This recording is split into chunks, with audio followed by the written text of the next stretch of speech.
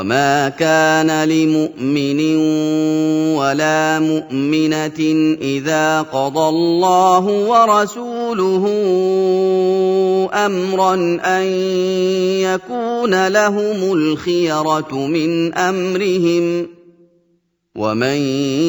يعص الله ورسوله فقد ضل ضلالا مبينا. مفهوم شهادة أن محمدا رسول الله.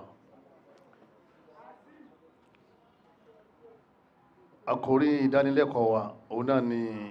àgbọ́yé tó wà fún shahadatu anna muhammadan rasulullah,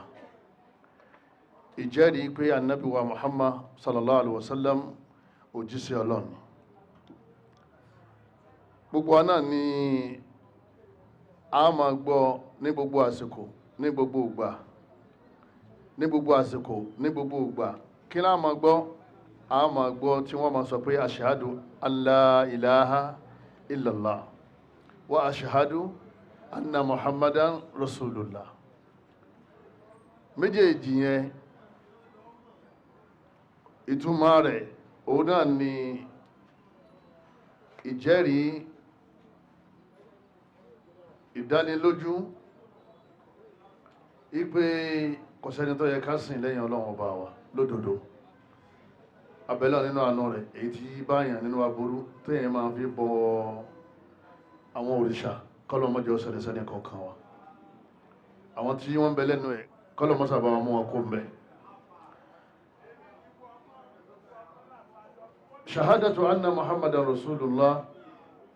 ìtumọ̀ yẹn òun náà ni ìjẹ́rìí àti ìgbàlódodo yìí pé ànábì wa muhammad sallallahu alaihi wasallam òjíṣẹ́ tí Ọlọ́run ọba láàrin ni. méjèèjì tá a ṣàlàyé yẹn ni wọ́n ń pè ní ar-rukunul awwal min arkanil islam, orígun alákọ̀ọ́kọ́ nínú orígun ẹ̀sìn islam. gẹ́gẹ́ bá ti sọ síwájú wípé orígun alákọ̀ọ́kọ́ yẹn méjèèjì lọ papọ̀ ni. ọ̀kan la wá fẹ́ ṣàlàyé nínú méjèèjì, òun náà ni shahadatu anna muhammadan rasulullah. shahadatu anna muhammadan rasulullah gbogbo àlá tí ń gbọ́ láti kékeré tàbí gba islam. kò sẹ́nìkan tí ó wọnú islam tí ò ní sọ. tí ìbá fẹ́ wọnú islam tí ó kọ́kọ́ sọ ni pé ashhadu an la ilaha illallah wa ashhadu anna muhammadan rasulullah. tó bá sọ yọ ọ̀kan tí ó sọ kejì kò wọnú islam.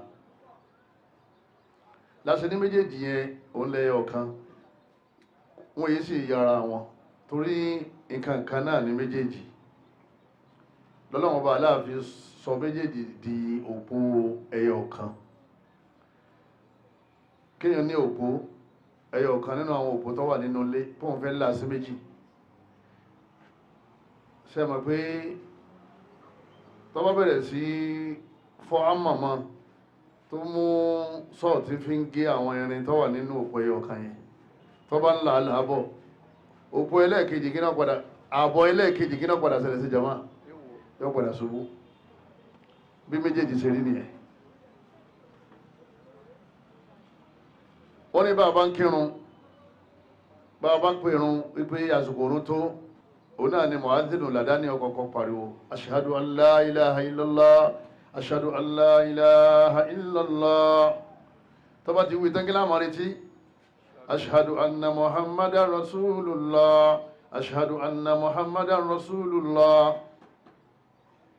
kí ni túmọ̀ tí mu'adhdhinu sọ yẹn? àwọn náà fúnra wa wọ́n ní gbogbo ìgbà tí a bá fẹ́ ṣe kọ́ mọ̀ ọfẹ́ dàrún kí ni o ní ìwọ náà wí. tó bá jọkùnrin obìnrin kò kí ṣe kọ́ mọ̀ Allahu akbar Allahu akbar ashhadu an la ilaha illallah ashhadu anna muhammadan rasulullah. kí ni túmọ̀ tó ń wúyẹ? tá a bá ń ṣe tashahud lọ́wọ́ àtàyà lọ́wọ́ a ní attahiyatu lillah wa salawatu wa tayyibatu assalamu alayka ayyuhan nabiy wa rahmatullahi wa barakatuh assalamu alayna wa ala ibadillahi salihin ashhadu an la ilaha illallah wahdahu la sharika lahu wa ashhadu anna muhammadan abduhu wa rasuluhu. kí ni túmọ̀ tó sọ yìí? gbogbo ọ̀dọ̀ sáà tó pé ashhadu anna muhammadan rasulullah. kí ni túmọ̀ ẹ̀? mùsùlùmí gbọ́dọ̀ mọ̀ túmọ̀ rẹ̀. wọ́n ní wa hadhihi shahada, shahadatu anna muhammadan rasulullah, shahadatu anna muhammadan rasulullah. kí ni túmọ̀ ẹ̀? mùsùlùmí gbọ́dọ̀ mọ̀ túmọ̀ rẹ̀. wọ́n ní wa hadhihi shahada, shahadatu anna muhammadan rasulullah. shahadatu anna muhammadan rasulullah. kí ni túmọ̀ ẹ̀? mùsùlùmí gbọ́dọ̀ mọ̀ túmọ̀ rẹ̀. wọ́n ní wa hadhihi shahada, wọ́n ní ẹ̀rí ashhadu anna muhammadu rasulullah ìtàn sọ yẹ wọ́n ní túmọ̀ rẹ̀ ní pé wọ́n ní ìmánu bil qalbi ìtumọ̀ ní kí mo gbàgbọ́ sínú ọkàn mi tó bá ti ní ashhadu anna muhammadu rasulullah ìtàn sọ ni mo fẹ́ sàlàyé kódà bí ọba mọ̀ pé ìtàn sọ nìyẹn àmọ́ kọ́ mọ̀ pé ìtàn sọ nìyẹn ni ó jẹ́ kí kó lè níláàdá ìtàn sọ jáde lẹ́nu torí tó ọba mọ̀ tó máa ìtàn sọ ó ní ṣiṣẹ́ tọ̀ tó bá ti ní ashhadu anna muhammadan rasulullah iya al-imanu bil qalbi ay usaddiqu uminu bil qalbi mo gbàgbọ́ sínú ọkàn mi uqarriru bil lisan ay bil lisani mo de fi àwọn mi in fi díẹ̀ múlẹ̀ fún yín bí anna muhammadan ibuna abdullah ipe annabi ọmọ abdullah rasulullah àwọn lòjíṣẹ́ Ọlọ́hun ila jami'i thaqalain tọ́lọ́wọ́n bá láàrin sí àwọn àlìjànú àtọ́mẹ́yàn al-jinni wal-ins wa annahu khatamul anbiya òun ni ó sì gbẹ̀yìn gbogbo àwọn ànábì Ọlọ́run kò tún sójíṣẹ́ mi máa lẹ́yìn ànábì wa Muhammad lẹ́yìn náà wal a'malu bi lawazimiha ìmọ̀ wá ṣiṣẹ́ tọ gbogbo tí mo sọ yìí mo gbàgbọ́ pé ànábì ni òjíṣẹ́ tọ́lọ́run rán sálìjànú àti èèyàn ànábì ọmọ Abdullah òun ni gbẹ̀yìn àwọn ànábì Ọlọ́run ìmọ̀ wá ṣiṣẹ́ tọ oye inti mo sọ jáde lẹ́nu Allahu wal mursil Ọlọ́hun bá aláàlọ́ba tó ránṣẹ́ sí wa wal rasul wal mursal Ànábì wa Muhammad sallam òun ni wọ́n fi ṣe rán sí wa wa risalatu yal islam mẹ́sẹ̀jì iṣẹ́ gangan tí wọ́n fi rán Ànábì ní kíni islam ta ló ránṣẹ́ sí wa Allah ta ni wọ́n rán sí wa Muhammad iṣẹ́ wo ni wọ́n fi rán sí wa islam mẹ́tẹ̀ẹ̀ta yẹn tó bá ti dàrú mọ́ lọ́wọ́ tó bá ti dàrú mọ́yàn lọ́wọ́ ilé ayé tẹ̀yìn wá yìí ilé ayé ìyọnu ni bẹ́ẹ̀ bá kú ń bẹ̀ àgbákò lè yín lọ́dẹ sínú sàárè tó bá dúró kíyámà kò sẹ́ni kankan tí ó gbà yẹn lẹ̀ tẹ̀yìn òfin ní wọn náà gbére àárín wa àti Allah dàrú ọmọ àwọn ìwọ̀ tó yẹ kó fún Allah ọ̀tẹ̀lé ànábì wa Muhammad sallallahu àárín wa àti ànábì dàrú islam tó mú wá bó ló ti fẹ́ ní ṣe bọ́ bá ti kọtọ lọ́n lẹ́tọ̀ kọtà ànábì lẹ́ kí lọ ọ̀rọ̀rùn kọ lóòsí islam kọ̀rọ̀rùn ẹ̀yin bàbá wa èyí ya wa ẹ̀rí pọ̀ nínú Al-Qur'ani rẹpẹtẹ tọ́lọ́mọ bá aláàfin sọ fún wa yìí pé ànábì lòjíṣẹ́ Ọlọ́run òjíṣẹ́ ni kò kí sọ Ọlọ́run òjíṣẹ́ ni kò kí sọ Ọlọ́run Ọlọ́run lọ́rán lẹ́yìn náà òun kọ́ rárá rẹ̀ tí wọ́n ti lé òjíṣẹ́ léyàn nígbà ń gbọ́ yín bẹ̀rẹ̀ náà ni pé wọ́n rán ni òun kọ́ rárá rẹ̀ kò kí sọ Ọlọ́run ọba torí kí wọn kì í rán Ọlọ́run sẹ́ ẹrú Ọlọ́run ọba ni òjíṣẹ́ Ọlọ́run Ọlọ́run ọba ní a'udhu billahi minash shaitani wa ma arsalnaka illa kaffatan linnas Ọlọ́run ọba ní ẹrú ànábì àrán sí gbogbo ayé bashiran wa nadhira kọ́ máa dùn wọ́n nínú pé wọ́n wà ní Jánnà tí wọ́n bá tẹ̀lé tọ́lọ́run kó sì máa kí wọ́n lọ pé wọ́n wọ̀ná tí wọ́n bá kọ́ tọ́lọ́run bá sílẹ̀ àyà yẹ gbé wá Suratu Saba àyà 28 pé Ọlọ́run ni wa ma arsalnaka àwọn Ọlọ́run bá láàrán sí gbogbo ayé adé pé ànábì òjíṣẹ́ Ọlọ́run ní lóòótọ́ Ọlọ́run bá ní ma kana Muhammadun aba ahadin min rijalikum walakin rasulallahi wa khataman nabiyyin Ọlọ́run bá ní Muhammad kò kí ṣe bàbá ẹnìkan nínú yín walakin rasulallah òjíṣẹ́ Ọlọ́run ọba ni ó wa khataman nabiyyin òun ló sì gbẹ̀yìn àwọn ànábì Ọlọ́run ayà yìí náà gbé wáyé pé ànábì wa Muhammad òjíṣẹ́ Ọlọ́run ọba ni Suratul Ahzab ayà 40 nìyẹn wà Suratul Ahzab ayà kìíní jama ayà 40 eléyìí ayà tí a kà yìí òun ló jẹ́ àmọ̀ yìí pé òjíṣẹ́ Ọlọ́run ni ànábì wa Muhammad lẹ́yìn náà ànábì ní ìgbẹ̀yìn gbogbo àwọn ànábì Ọlọ́run ẹni tí wọ́n ń ṣe gbé Ahmadiyya tó gbà pé Ahmad Gulam ànábì lòun náà àyà yìí ti pè é nírọ́ kọ́lọ́mọ̀ bá aláàkọ́wọ́ láàánú ẹni kọ̀ọ̀kan wa kọ́lọ́mọ̀ bá aláàkọ́ mọ́ sí jí ká ṣe ìsìláàmù tí ànábì mú wa o Ọlọ́run tó sọ nínú àyà mi ó ní kúlí yá ayyuhan nas Ọlọ́run bá ní mo pé ẹ̀yin ọmọ èèyàn inni rasulullahi ilaykum jami'a èmi lòjíṣẹ́ Ọlọ́run tọ́lọ́run bá rán sí gbogbo yín Suratul A'raf àyà 158 inni rasulullahi Allah ló ní kó sọ bẹ́ẹ̀ o Allah ní kó sọ fún wa yìí pé kúl Allah ní kúl ó yá sọ wa Muhammad sọ ya ayyuhan nas mo pè yín ọmọ èèyàn o inni rasulullahi ilaykum jami'a èmi ni òjíṣẹ́ Ọlọ́run tí wọ́n rán sí àwọn àyà yìí náà òun náà ni agbára lé tá a fi lè máa sọ pé ashhadu anna Muhammadan rasulullah lawazimu shahadati anna Muhammadan rasulullah àwọn afá wọn máa pè ní muqtadayat shahadati anna Muhammadan rasulullah wọ́n máa pè ní lawazimu shahadati anna Muhammadan rasulullah àwọn kan wọ́n lọ́wọ́ dọ̀rọ̀ yàn lérí mi àti ẹ̀ bá a ṣe sọ jáde lẹ́nu nìkan kọ́ àwọn kan wọ́n lọ́dọ̀rọ̀ yàn lérí wa tí a fi wà nínú àwọn tí wọ́n gbà nábì lódodo bójíṣẹ́ Ọlọ́run alákọ̀ọ́kọ́ mahabbatu rasul agbọ́dọ̀ nífẹ̀ẹ́ ànábì wa hiya aslul imani bi wal iqtida'i bi eléyìí ni ìpìlẹ̀ ìgbàgbọ́ ká nífẹ̀ẹ́ ànábì sallallahu alaihi wasallam ó ní ìpìlẹ̀ ìmá tẹ̀lé ànábì ẹni téèyàn bá nífẹ̀ẹ́ sallallahu alaihi wasallam èèyàn lè gbàgbọ́ téèyàn bá ti nífẹ̀ẹ́ yàn òpùrọ́ lẹ́yìn ọmọ pè lẹ́yìn náà ẹni téèyàn bá ti nífẹ̀ẹ́ èèyàn lè tẹ̀lé tó bá ti sọ pé ashhadu anna Muhammadan rasulullah ó sì kọ́ ọmọ ní o ó ń pèrún ní o ó ń tàtáyá ní o nítorí ń sọ ni pé màá nífẹ̀ẹ́ ànábì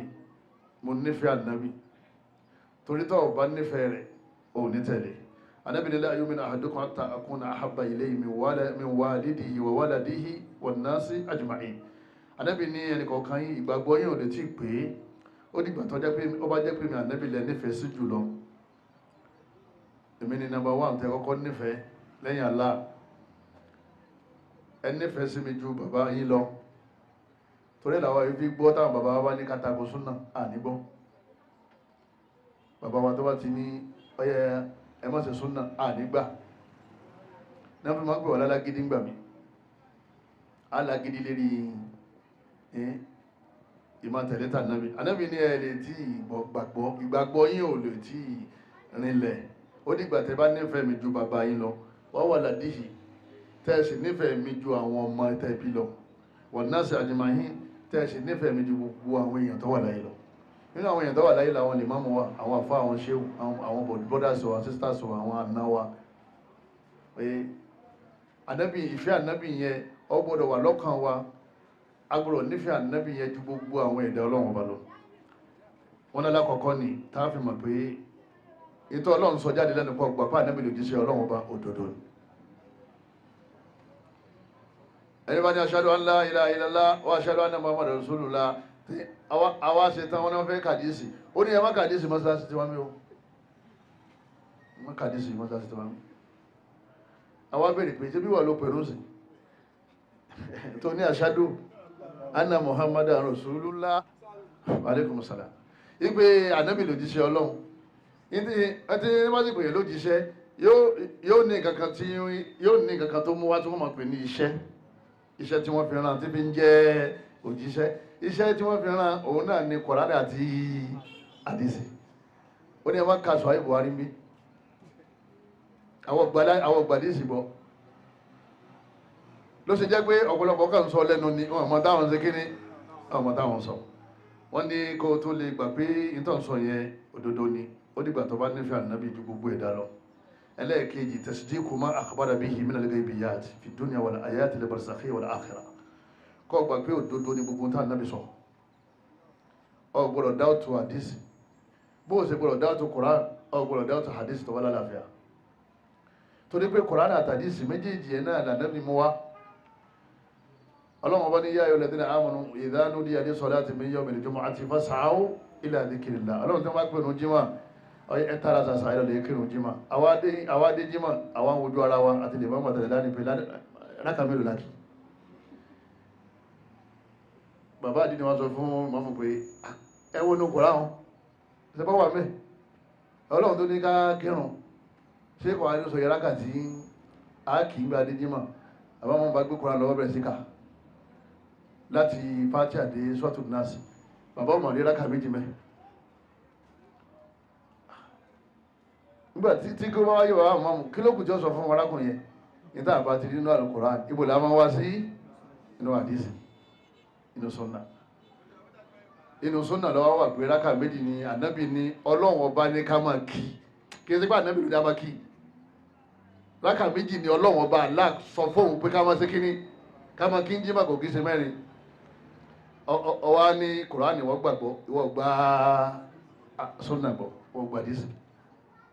mélòó lọ́wọ́ kí ń jí mà torí kò ṣe rákà ní Kùránì ẹ̀yin bàbá wa ẹ̀yin ìyá wa ọ gba gbogbo ẹ̀gbọ́ gbogbo tó wà ní Kùránì ànábì ló mú wá gbogbo tó wà ní àdísì ànábì ló mú wá torí pé wa ma yantiqu anil hawa in huwa illa wahyun yuha ànábì ní èmi sọ̀rọ̀ ọ̀fẹ́ nù ní tí wọ́n bá ní kí n sọ fún yín lèmi máa ṣe kí ni lèmi máa sọ ọlọ́run bá ní fa aminu billahi wa rasulihi ọlọ́run bá ní ẹ gba Allah gbọ́ wa rasulihi ẹ ti gba Muhammad gbọ́ wọnúrí lẹ́bí anzalina ẹ sì gba ìmọ́lẹ̀ ta sọ̀kalẹ̀ fún yín gbọ́ kí ni ìmọ́lẹ̀ náà jẹma Al-Qur'an Al-Karim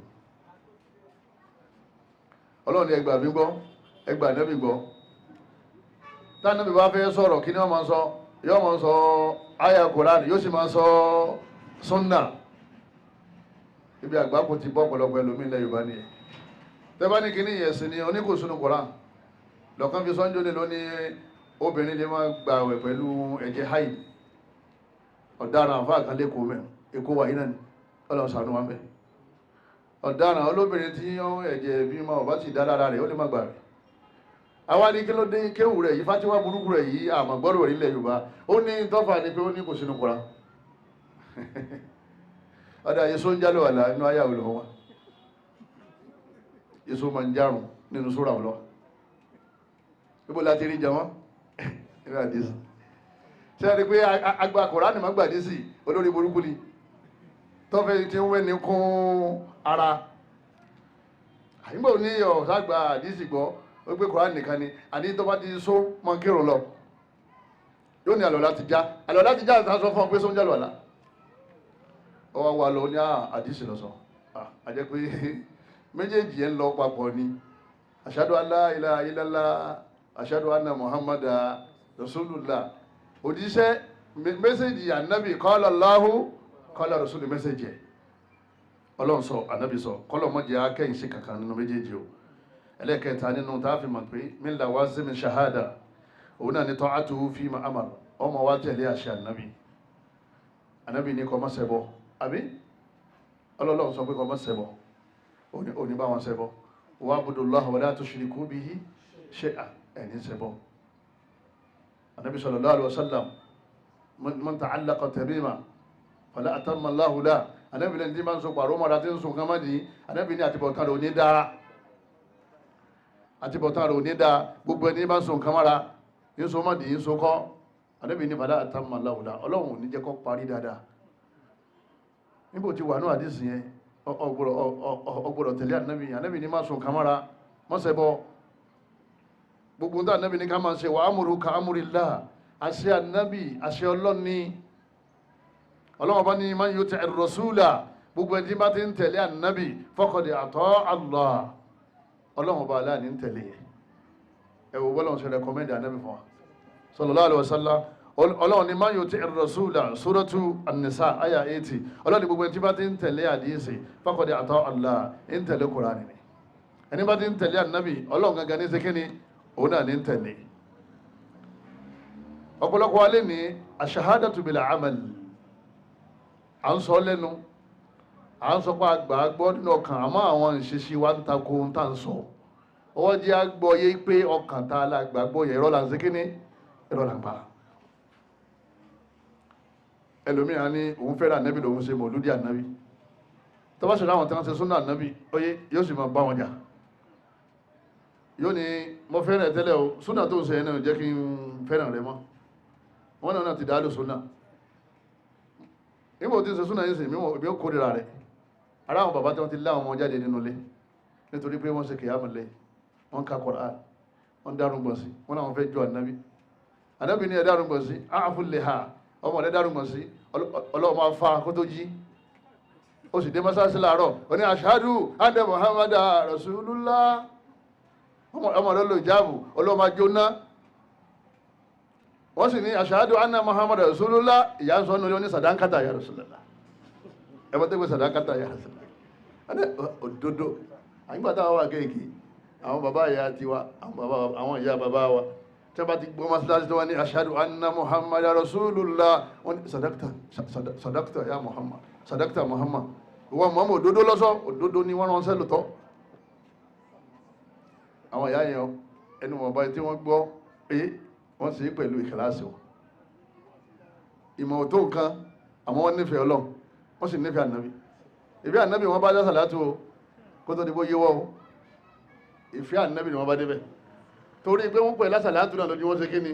lójú wọn lọ. Nígbà wọn débẹ̀ wọn rí pé àṣẹ àdáadáa rẹ̀ wọ́n ṣe mẹ́. Ẹ̀yin bàbá wa, ẹ̀yin ìyá wa, wọ́n ní àṣàhádá bílà amal bílà hadith, kéèyàn olóhùn gbọ́ Ọlọ́run ọba gbọ́ àmọ́ òun ní tẹ̀lé hadith ànábì, wọ́n ní látàǹfà ṣàhádà yẹn, ìjẹ́rìí yẹn ọ̀sànfàní o. Ló fi jẹ́ pé àwọn tí wọ́n ń pè wọn ní Kùránìyún, àwọn àlùfáà ní laysu bí mùsùlùmí, wọn kì í ṣe muslim. Ẹni bá ti ní wọn Kùránì nìkan lòún gbàgbọ́, kò kì í ṣe muslim. Ó dìgbà tó bá gba súnà ànábì náà gbọ́ papọ̀ mọ́ Kùránì. Nínú àwọn lawazim àṣàhádà òun náà ní tọ́àtù, òun náà ló sì lágbára jù. Ìmọ̀ tẹ̀lé níta ànábì bá ti sọ. Ìwọ́n náà wọ́n máa lọ lè kéwú, wọ́n máa kàdísì, wọ́n máa ka translated, wọ́n máa ka ti Lárúbáwá, wọ́n máa ka Yorùbá, wọ́n là ànábì lọ sọ, wọ́n là ànábì lọ sọ, wọ́n là ànábì lọ sọ. Ànábì ní sísú kò tó yín kọ́ mọ́ kọjá àkókò ẹsẹ̀, má asfala minal ka'bayni minal izari fa fin nar. Níjó ti gbọ́ náà ló sì ti lè gé gbogbo ṣòkòtò rẹ̀. Àfá àtìlẹ́ ọ̀kan òun náà ka owó ìpé lẹ́yìn òun ò lè lóńtọ̀. Ó sì sọ pé ashhadu anna muhammada rasulullah, Ọlọ́run gbà dénú pé òjíṣẹ́ Ọlọ́run. Iṣẹ́ tó wá mú wákílé tó gbà, a sì níṣẹ́ yẹn àìdàkọ́ wá nínú Kùránì àbíkọ́ wá nínú àdísì. Ó jẹ́ pé ìsìláàmù ilẹ̀ Yorùbá wa, ìsìláàmù fẹ́fẹ́ rí ti lọ́pọ̀ jù. Kí gbogbo wa ká tètè jára nù kọjọ́ tó lọ. Ẹ wo ájì táwọn yẹn ṣe lọ́dún ni, ẹ wo ẹ̀sìn táwọn yẹn ṣe Mákà. Wọ́n ṣe tàwáfù lọ́wọ́, kọ́dà ìmí nǹkan tí ń pèrè láàfá, ó pèrè láàfá, wọ́n ṣe tàwáfù hajj, ọdẹ̀ gbé kámẹ́rà lọ́wọ́, ọdẹ̀ ń fídíò ara rẹ̀, tàwáfù hajj tó fẹ́ fi pàdé Ọlọ́run, ọdẹ̀ upload ẹ̀ ṣe rí social media kí gbogbo ayé máa rí. Àfá nígbà àfá àwa ti wá sọnù báwọn àwọn ọmọ olórin, àwọn ọmọ gáréjì kí ní fẹ́ káwọn mọ̀ sí. Ọmọ pé ẹ̀sìn aláàlìláì dínú al-khalis, Ọlọ́run lẹ́sìn tó yìnbá ṣe nítorí wọn Ọlọ́run lòun máa ń gbà.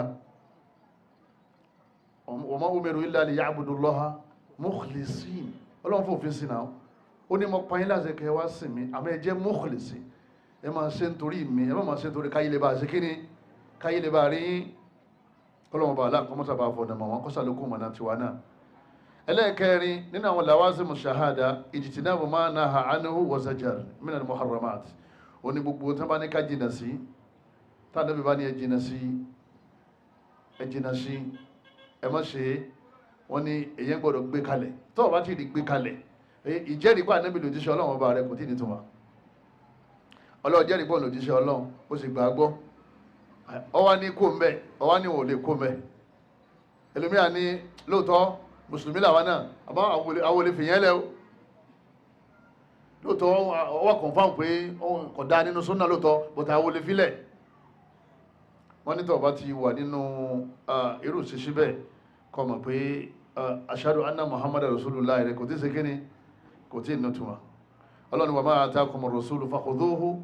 Ọlọ́run bá ní gbogbo tí Ànábì bá mú wá fún yín ẹ gbà mú, wa ma nahakum anhu fantahu, gbogbo tó bá lè kó mbẹ́ ẹkó mbẹ́. Ẹ̀dàkùn tó lọ́wọ́ bá wa, ẹ̀dí gbogbo ẹjá máa chẹ́kì ara wa. Ìmánì tí ń yòrò, àwọn èyí sì ti ń padà sẹ́yìn látara bí ìparí ayé ṣe ń súnmọ́. Sẹ́wọ̀n pé tí ìparí ayé tí bá ń súnmọ́, ó yẹ kí ìjọsìn àti dáadáa ó yẹ kó máa lékún ni. Ìparí ìsẹ̀mí àti ìparí ayé méjèèjì ń súnmọ́ lójoojúmọ́. ó wá yẹ kí ìbádà àti ìbẹ̀rù Ọlọ́run ọba àti dáadáa ó yẹ kó máa lékún. Opposite ẹni wá ń ṣẹlẹ̀ lọ́dọ̀ ọ̀pọ̀lọpọ̀ àwọn jìnnà sọ́lọ́run ọba sí ní gbogbo ìgbà. Kálukú náà wọ́n pé òun ti jò, òun ò rí náfìlà ṣe mọ́, òun ráwọ̀ ẹgbà mọ́, eléyìí náà òun ò rí sọ́dákọ̀ ṣe mọ́, eléyìí gbogbo àwọn nǹkan tó wòye sọ tẹ́lẹ̀ lòun ti ń sọ, gbogbo tó wòye rí tẹ́lẹ̀ lòun ti ń wò, gbogbo tó wòye gbọ́ tẹ́lẹ̀ lòun ti ń gbọ́, gbogbo ẹgbẹ́ tó wòye wọ̀ lòun ti wọ̀. Ó lè jẹ́ ẹni tó gba ànábì gbọ́ lódodo, ó dìgbà tó bá jìnnà sí tá ànábì ní ká máa jìnnà sí. Ẹlẹ́ẹ̀karùn-ún min lawazim shahada alla yu'bada Allahu illa bima shara'a ay bima shara'ahu Allah laysa bima shara'ahu ar-rasul. Ó lè jẹ́ ẹni tí ó gba ànábì gbọ́ kó di sí Ọlọ́run ní lóòótọ́, ó dìgbà tó bá ń sin Ọlọ́run ọba pẹ̀lú tó mú wá lẹ́sìn tó wá jìnnà sí ẹ̀sìn àwọn bàbá. Sọ pé sáwìsì ẹ̀sìn àwọn bàbá ni àbí sá ànábì tí a sọ ànábì ìlú bàndírì mọ́sálásí àwọn náà confirm pé ànábì ò sí. Torí tó bá ti ní ànábì ṣe àkànní kó mú evidence wá, kò sí evidence lónìí bá kúkú káwọ́ sókè pé ànábì ò sí lóòótọ́. Àmọ́ táwa bá lọ́wọ́ bàbá tí wọ́n ń ṣe ni àwa ní ta ni rọ̀súlù ní bàbá àtànábì. Àṣàádù nígbà tó dé mọ́sálásí tó ní mo jẹ́rìí anna ta lọ sọ anna bàbá rasulullah anna sheikh rasulullah anna imam rasulullah anna ustaz rasulullah anna kí ló sọ anna muhammad rasul muhammad ní kan ló dá kọ mọ́sálásí nígbà Ànábì ní kan ló jíṣẹ́ ẹni wọ́n sì kan sí wa ó ní kan láti máa tẹ̀lé. àwọn gbà tó di reality a rí pé àwọn bàbá lọ tẹ̀lé. nínú àyàwó mọ̀lúdí wa inú àdísì olówà inú ìwé ìsìláàmù olówà kò sí ó sì ń láàgún ó tún ṣe mọ̀lúdí ìtàwó tó yan náfílà bídíà. ọjọ́ mọ̀ ń lọ ọjọ́ mọ̀ ti lọ wọ́n ní tó ń ṣe yẹn mẹ́rin rẹ̀ wá òòrí múlẹ̀ nígbà òòlà nẹ́bí ṣe òòrí sọ ọwọ́ àgbà àwọn bàbá sáwọn bàbá ni wọ́n rán. nítorí sọ mọ́sálásí tọba fẹ́ sí kọ́mọ̀ gbé ashadu anna muhammadan rasulullah anábì ló jí sí ọlọ́run ẹ̀ṣẹ́ṣẹ́ tí ọwá ń ṣeun sáà anábì ló mú wá ṣe tí wọ́n fẹ́ràn anábì sí ọ̀nì ẹ̀ àmọ́ òjíṣẹ́ sáàmù kankan wá. ọlọ́run ní gba kullu bid'atin dalalah anábì ní ìṣìnà ní gbogbo bídíà. man amila amalan laysa alayhi amruna fahuwa raddun anábì ní bá ṣiṣẹ́ kan nínú iṣẹ́ ìsìn tèmi ànábì ò ṣe ọlọ́run nígbà lọ́wọ́ yín o ẹ̀kan lágùn ẹ̀dà mú lásán ọlọ́mọdé àṣìṣẹ́ sófò. kullu man yashhadu anna muhammadar rasulullah haqqan wọ́n ní gbogbo ẹni tó bá gbàgbọ́ lóòótọ́ pa ànábì lòdì sí ọlọ́run wọ́n ní yóò máa sin lọ́wọ́n ọba pẹ̀lú tí ọlọ́run ọba aláà mú wá. tí bá ti ń sin lọ́wọ́n pẹ̀lú tí ànábì ò mú wá fún wa wọ́n ní òpùrọ́ ni o. àbó olóṣọ wa sọ pé ọgbà ànábì gbọ́ àmọ́ ọgbà mẹ́sẹ̀jì rẹ̀ gbọ́ pé mẹ́sẹ̀jì ẹnìkan ló fẹ́ mọ̀ tẹ̀lé. ọmọ pé ẹ̀sìn ọlọ́run ọba aláàánú fún ànábì ànábì ò fà wà oye àwọn sàábé gbà lọ́dọ̀ ànábì àwọn tábì ń gbà lọ́wọ́ àwọn sàábé tábì ń gbà lọ́dọ̀ àwọn tàbíìn àwọn mẹ́rin àwọn náà ń gbà ló fi wá dọ́dọ̀ tiwa ẹ̀sìn oye ó dàbí chain ni ó ní bó ṣe wá bí wọ́n ṣe ń ṣe lásìkò ànábì náà bẹ́ẹ̀ ni làwọn náà wọ́n máa ṣe tọ́lọ́run bá ní ẹ̀sìn Islam tọ́lọ́run rí fáàsì ní Islam tá ànábì ṣe lánàá bóò ló ṣe wá Islam yẹn lọ bóò ló ṣe fẹ́ rí àbíkọ́ ọmọ jòkó táwọn tí wọ́n ka tírà torí nínú tírà ló wà tọ́ọ̀ bá ti lo Islam tó wà nínú tírà ẹ̀ tọ́ jẹ́ pé Islam àgbélẹ̀rọ lọ ń lò kò sọ́gbọ́n tó fẹ́ dá tí ọ̀rọ̀ onímọ̀ dàrú mọ̀ yẹn lọ́wọ́ Ọlọ́run bá ní qul in kuntum tuhibbuna Allaha fattabi'uni yuhbibkumullah Ọlọ́run ní sọ fún wọn yín pé tó bá nífẹ̀ẹ́ Ọlọ́run ọba ìwọ ni kí wọ́n tẹ̀lé o Ànábì ní tẹ́ bá nífẹ̀ẹ́ Ọlọ́run ní èmi ni kẹ́ tẹ̀lé fattabi'uni Ànábì ní fattabi'u aba'akum fattabi'u ummahatikum fattabi'u mashayikhakum fattabi'u a'immatakum fattabi'u sadatikum fattabi'uni Ànábì lé èmi níhun ní èdè Lárúbáwá èmi Muhammad ní túbẹ̀ ṣe tó wá ń ṣe yẹn sáà Ànábì ló fi tẹ̀lé ọ̀yẹ̀ náfílà 100 sálámà 50 àwọn kakọ́lá aláwọ̀ mẹ́wàá àrí rákà kọ̀ọ̀kan ṣe ọ̀dọ̀pọ̀ wà ìjẹ́nà pẹ̀lú ẹ̀ ọwá ni ṣékùlọ̀ aláwọ̀ jẹ́ pé ẹ̀yìn ṣé bó ṣe ń ṣe lànàbì ṣe ọ̀yẹ́ ẹni wọn bá yìí tó yé wọn náà nínú ọ̀run nísìn ó ti kébì náà rùkú níwájú rẹ kí ní kírun kí n máa wá ka iná àdínà níbi rùkú ṣé ò ní fàmí lásán ìgbé àfà ní àdínà báwo subhana rabbiyal azim ní àmọ́ká ṣé iná àdínà ọ̀dà ṣé èpè ní àdínà ayé àkùrán kan àbí kí ló dé tó sọ pé ọ̀dà yóò wá nítorí pé wọn ò ní ká kà ń bẹ̀ ọ́ àwọn ni ọgbà bẹ́ẹ̀ ọ̀dà èyí tí wọ́n náà ń ṣe lẹ́yìn ìgbà wọn sì kọ́ ọmọ tán la ilaha illallah la ilaha illallah la ilaha illallah la ilaha illallah la ilaha wọn ò ní ká ṣe ń bẹ̀ wọn ọmọ fẹ́ ṣe la ilaha illallah ọlọ́ níjòkó nínú yàrá láàrin wa tọ́lọ́ lóru wọ́n mọ̀ wí la ilaha illallah la ilaha illallah la ilaha onídìíkọ̀ kà wọ́n èyí tó bá lè wí bọ́ bá ṣe wí sí lọ́mọ gbàládá Ànábì ní afdalu dhikri la ilaha illallah nínú àwọn dhikri tọ́lọ́wọ́n bá dá gbé ọlá fún téèyàn máa fẹ́ràn tí ọlọ́run kò sí ètò tó la ilaha illallah àwọn tó bá ti lọ́nkàn míì mọ́ ó ti di bídíà owó ṣe bá Ànábì ṣe kí ni bá Ànábì ṣe abẹ́lẹ́ wọn kọ́lọ́ mọ́sá ṣàánú wa aṣáhidu anna muhammad rasulullah haqqan wọ́n ní min lawazim shahada nínú tí ó dọ̀rọ̀ yàn lérí àwọn tabala gbàgbọ́ pé Ànábì lòjíṣẹ́ Ọlọ́run lóòótọ́ wọ́n ní a gbọ́dọ̀ gbàgbọ́ pé gbogbo ẹni tó bá gbàgbọ́ Ànábì lòjíṣẹ́ Ọlọ́run la ya'taqidu anna li rasulillahi haqqan fi tashrifil qawl fi rububiyyatihi wala fi uluhiyyatihi wala fi ibadatihi ẹni bá ti gbàgbé Ànábì lóòótọ́ lòjíṣẹ́ Ọlọ́run ashhadu anna muhammad rasulullah ìta sọ yẹn èyí gbọ́dọ̀ gbàgbọ́ dénú wípé Ànábì kò ní ẹ̀tọ́ kan nínú àwọn ẹ̀tọ́ táà máa ń fún Ọlọ́run. Ànábì ò lẹ́tọ̀ọ́ sí ẹ̀tọ́ kan nínú àwọn ẹ̀tọ́ Ọlọ́run tá a lè fún torí pé rọ̀súùlù ni ashhadu anna muhammada ọ sọ pé ashhadu anna muhammada ọ sọ pé ashhadu anna muhammada rabbuna ashhadu anna muhammada ilahuna ọ sọ pé ashhadu anna muhammada khaliquna ọ sọ bẹ́ẹ̀ kí ló pé rọ̀súùlù kò gbọ́dọ̀ kúrò nípò rọ̀súùlù yẹn lọ́kàn kò gbọ́dọ̀ di Allah mọ́ lọ́wọ́ torí Allah lọ́ràn ẹni wọ́n rán kò kí sọ Ọlọ́run ẹni rán ní Ọlọ́run ẹ̀tọ́ Ọlọ́run ò gbọ́dọ̀ wá gbé fànàbí bọ́ọ̀ bá ti jí láàárọ̀ tó ní Ànábì gbà mí gbàràn mi Ànábì gbà mí kànábì ọgbà ọ́ níjọ́ tó fẹ́ yíwọ́ táwọn ọ̀tá pọ̀ lógun Bádìrì Ànábì kíkọ́ lọ́ọ̀ ní pé kọ́lọ̀ kọ́ gbà ọ́ istastaghithuna rabbakum fastajaba lakum Ànábì ní ìrìn Ànábì àtàwọn sàábé ẹbẹ́ ẹbẹ̀ mi ẹni gbà yín